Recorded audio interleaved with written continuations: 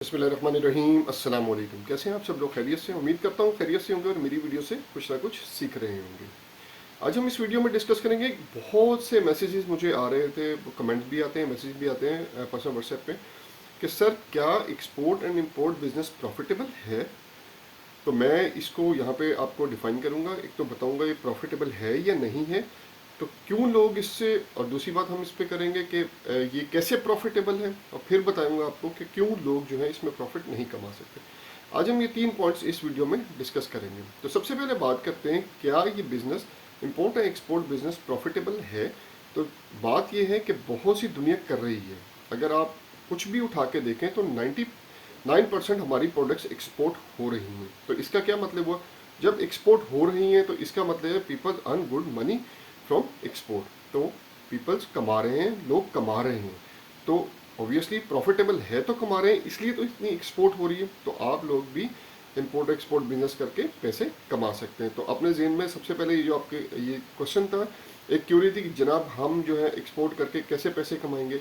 तो पैसे आप प्रॉफिटेबल बिजनेस तो है, ठीक है, लेकिन आपको तरीक़ेकार पता होना चाहिए कि हम इसको प्रॉफिटेबल कैसे बना सकते हैं। प्रॉफिटेबल ये कैसे है? प्रॉफिटेबल देखें, कोई भी प्रोडक्ट जो है वो डिपेंड करती है वॉल्यूम पे। अब आप एक शिपमेंट करेंगे 5 लाख की, आप 30,000 बचा लेंगे, मिसाल देता हूँ मैं आपको। तो आप 30,000 बचा लेंगे उसमें, अब आप जितनी शिपमेंट्स करेंगे उस हिसाब से आप प्रॉफिट अर्न करेंगे। अगर 5 लाख करके आप बैठ जाएंगे तो आप तो 30,000 पे 30,000 पे महीने का सिर्फ अर्न किया ना।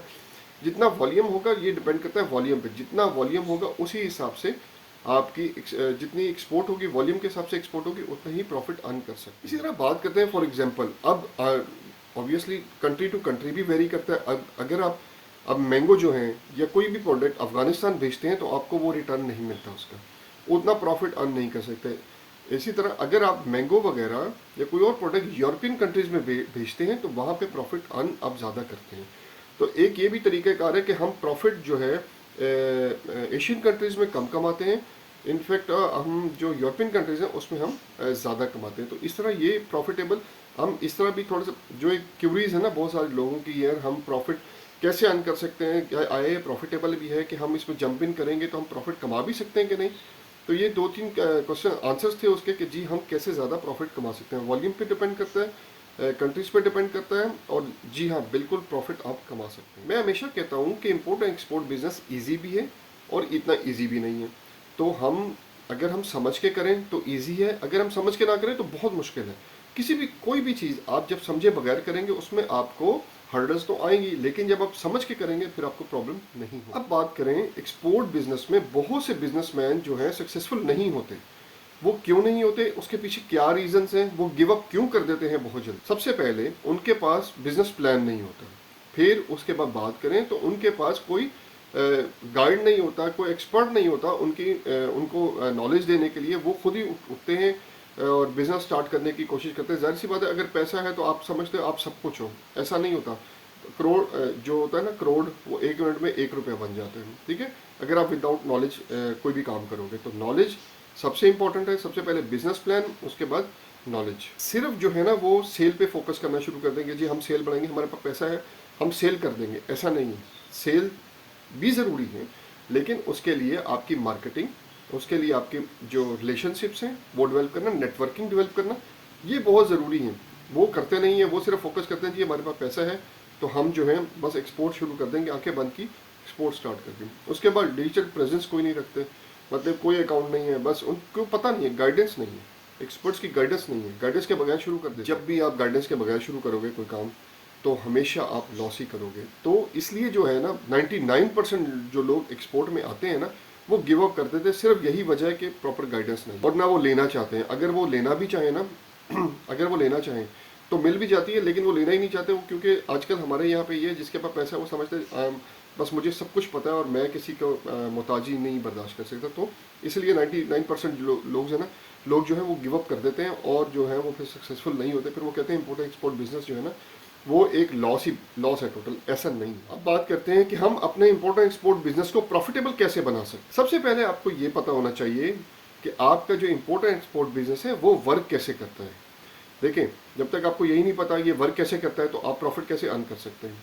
दूसरे नंबर पे बात करें कि ये पता होना चाहिए कि दुनिया जो है प्रोडक्ट को इंपोर्ट क्यों करती है। अगर एक्सपोर्ट करिए तो एक्सपोर्ट क्यों करती है, अगर इंपोर्ट करिए तो इंपोर्ट क्यों करती है।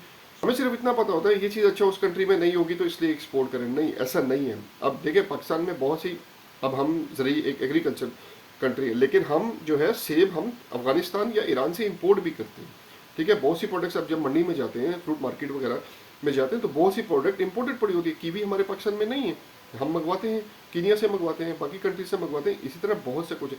गंदम हम सबसे ज़्यादा प्रोड्यूस करते हैं, फिर भी हम इंपोर्ट कर रहे होते हैं। तो ये सबसे पहले आपको चीज़ों को जानना पड़ेगा कि हम इंपोर्ट एंड एक्सपोर्ट करते क्यों। फिर उसके बाद प्रोडक्ट पे सर्च करना पड़ेगा, देखें वर्किंग करनी पड़ेगी, आपको प्रोडक्ट कौन सी चूज़ करनी है, किस प्रोडक्ट पे आपने काम करना है, उसकी नीच को आपको समझना पड़ेगा, ठीक है। उसकी प्रॉपर मार्केट रिसर्च करनी पड़ेगी आपको, जो कि हर वीडियो में आपको बताई गई है।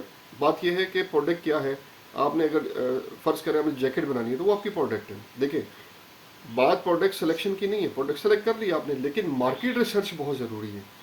देखें कोई भी प्रोडक्ट तो सेलेक्ट, तो आप कहते हैं ना हर उसमें कहते होंगे यार ये बंदा कहता है कि प्रोडक्ट सेलेक्ट करो, हमारे पास जो प्रोडक्ट है हमें बाहर नहीं मिलता। बाहर तो ठीक है, कैसे नहीं मिलते आपको बाहर, क्योंकि आपकी मार्केट रिसर्च नहीं होती। जब तक आप मार्केट रिसर्च नहीं करोगे आपको बाहर कैसे मिलेगा, क्योंकि आपको पता ही नहीं आपकी प्रोडक्ट किस कंट्री में जानी है। अब आप उसको कोई भी प्रोडक्ट आप समझो उसको आप बांग्लादेश भेजना चाहते हो, अब बांग्लादेश में वो ऑलरेडी बहुत ज़्यादा मैन्युफैक्चर हो रही है, तो उसको वो इंपोर्ट क्यों करेगा आपको। फिर आप उधर मैसेज कर जाओगे, ईमेल्स कर जाओगे, उसका तो रिप्लाई नहीं आएगा। आप टारगेट कंट्रीज को सर्च करो, मार्केट रिसर्च जब आपने की होगी तो आपको पता होगा किस कंट्री में आपकी प्रोडक्ट की मार्केट है, तो आप टारगेट भी वहीं की ऑडियंस को करोगे। जब आप बात करें तो सप्लायर्स, देखें प्रॉफिटेबल बिजनेस के लिए आपको पीछे से भी तो सप्लायर चाहिए ना। सप्लायर से मीटअप करें जो आपको क्वालिटी प्रोडक्ट दे सके। आपने 1 2 3 सप्लायर्स हमेशा अपने पास रखने जो आपको क्वालिटी काम दे सके। ये नहीं कि वो सप्लायर्स हो जो आपको गिड़ाई कराते रहे, नहीं। आपने वो प्रोडक्ट जो चूज़ करोगे उसके लिए सप्लायर्स की 3 4 बंदों की आपने लिस्ट अपने पास रखनी है, 3 4 बंदों से ना हो रखनी है जो आपको सप्लाई देते हैं, प्रोडक्ट की अवेलेबिलिटी भी दें, और उसी टाइम जब आपकी रिक्वायरमेंट हो प्राइस भी आपको बाकी लोगों से बेहतर दें। उसके बाद आपने अपनी प्रोडक्ट को फाइनलाइज करना है बेस्ड ऑन रिसर्च, ठीक है, और ग्राउंड रियलिटी। आपने उसको देखना है कि आपको सप्लायर्स मिल जाएंगे। उसके बाद जब आपने जो भी प्रोडक्ट सेलेक्ट करे हो उसकी मार्केट रिसर्च की है, तो उसके बाद आपने अपनी कंप्लीट प्रोडक्ट को सेलेक्ट करना है। फिर आपने उसको जाहिर सी बात है उसकी ग्लोबल प्रेजेंस भी देखनी है कि हाँ भाई आया जो मैं प्रोडक्ट सेलेक्ट कर रहा हूँ उस ग्लोबल प्रेजेंस भी है या नहीं है। ये सारा कुछ मार्केट रिसर्च में आता है, इसलिए फोकस है जो प्रोडक्ट सिलेक्शन और मार्केट रिसर्च। जब भी इंपोर्ट एक्सपोर्ट बिजनेस करें तो ये दो पॉइंट्स है, इस पे बहुत ज़्यादा फोकस करना है। जब आप प्रोडक्ट सेलेक्ट कर लोगे तो उसके बाद आपने बिजनेस प्लान बनाना है, ठीक है। अब बिजनेस प्लान में आपकी वेबसाइट होगी, आपकी जो क्लाइंट एक्विजिशन होगी, उसके बाद आपकी मार्केटिंग होगी, ये सारा कुछ आपने उसमें देखना है। बिजनेस प्लान होता ही यही है, ठीक है। ये 3 चीज़ों पे बेस करता है और 3 चीज़ें बहुत इंपॉर्टेंट है। जब भी आप बिजनेस प्लान बनाओगे ये 3 चीज़ें आपके लिए बहुत इंपॉर्टेंट है। उसके बाद आपने अपना कंप्लीट बिजनेस सेटअप करना है। देखिए उसमें डॉक्यूमेंटेशन होगी, सारी डॉक्यूमेंटेशन होगी जो भी है, मतलब आपकी कंपनी रजिस्ट्रेशन से लेके PSW तक होगी। उसके बाद आपने CHA फाइनलाइज करना है, कस्टम हाउस एजेंट जिसको क्लीनिंग एजेंट भी बोलते हैं, क्लीनिंग एजेंट को आपने फाइनलाइज करना है। तो आपने जब अपना पूरा सेटअप एक बना लेना है, ठीक है, डॉक्यूमेंटेशन से लेके CHA फाइनलाइज करना। Once your business setup is done, then आपने क्लाइंट वहाँ फाइंड करने हैं, बायर्स वहाँ फाइंड करने हैं जहाँ पे आपकी प्रोडक्ट की डिमांड ज़्यादा है। फिर वही बात करूंगा, मार्केट रिसर्च इसमें आती है। जब आप मार्केट रिसर्च कर रहे होगे तो आप कंट्रीज को स्टडी कर रहे होगे।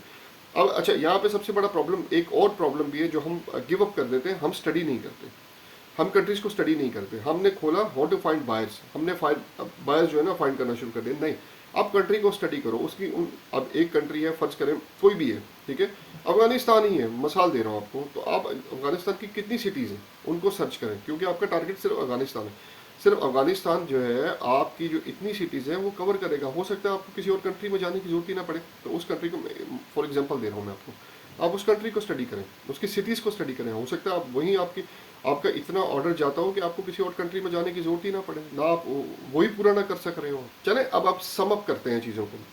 सबसे पहले आएगी राइट प्रोडक्ट आएगी, उसके बाद आएगी बेस्ट सप्लायर्स आएंगे प्रोडक्ट के, उसके बाद आएंगे एक्स्ट्रा ऑर्डिनरी मार्केटिंग स्ट्रेटजी आएगी, एफर्ट्स आएंगे। उसके बाद आपकी आएगी टारगेट द राइट ऑडियंस, आपने राइट ऑडियंस को टारगेट करना है। उसके बाद आपने जो प्राइस बायर को देनी है वो ऐसी कम्पिटिटिव प्राइस हो जो आपकी डील को जो है ना एक्सपोर्ट ऑर्डर में कन्वर्ट करे। तो ये समझता इसका, ये आज इस वीडियो में मैंने आपको समझाने की कोशिश ये की है कि हम इस बिज़नेस को प्रॉफिटेबल कैसे बना सकते हैं, ये बिज़नेस प्रॉफिटेबल है भी कि नहीं, बहुत से क्वेश्चन थे लोगों के, तो ऑब्वियसली आपको उसका आंसर मिल गया होगा कि और मैंने ये भी बताया कि हम लोग जो हैं एक्सपोर्टर्स जो हैं क्यों इतनी जल्दी गिव अप कर देते हैं, कि क्योंकि हमारे पास राइट नॉलेज नहीं होती। आप राइट नॉलेज के साथ चलें, इंशाल्लाह आप इंपोर्ट एक्सपोर्ट बिजनेस में बहुत सक्सेस करेंगे। तो उम्मीद करता हूँ आपको आज की वीडियो पसंद आई होगी। मेरी वीडियो को लाइक, सब्सक्राइब और शेयर करें ताकि आने वाले इंपोर्टर एक्सपोर्टर इससे कुछ ना कुछ सीख सकें। मेरा मिशन पाकिस्तान की एक्सपोर्ट को इंक्रीज करना है, इसमें मेरा साथ दीजिएगा। उम्मीद करते हैं आपको वीडियो पसंद आई होगी। अगली वीडियो तक के लिए अल्लाह हाफिज़।